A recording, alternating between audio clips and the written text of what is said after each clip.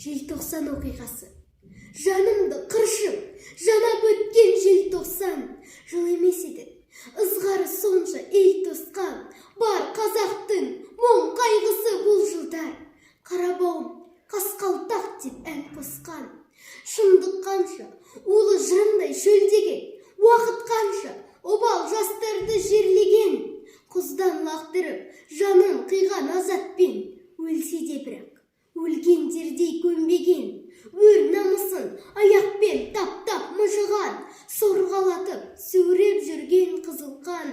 Жас біткенді алқаш деп сонда басын. Қорлағанына қойдай қырды ашынам. Ақиқаттың неге әлі беймәнім?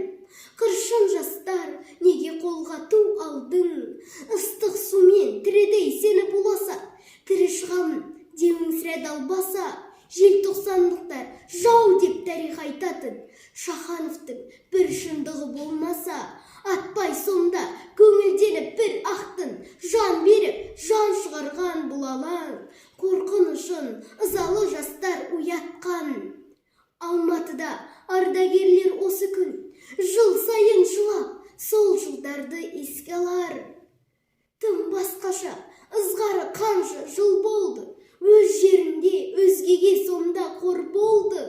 Папаларын аяусыз қырған орыстың, балаларын тілінде сөйлеп мәз болды. Желтоқсан ол еске түсер айдай, тарихымды қанды жазу торладай. Қазақ бүгін қазақша сөйлеп бауырым, бабалардың еңбектерін еш қылмай. Билікті алу оңай емес қазақтан. Құтылдым бүгін құлдықтан, барша азаптан. Жылдар өткенмен жастар рухы жай таппай.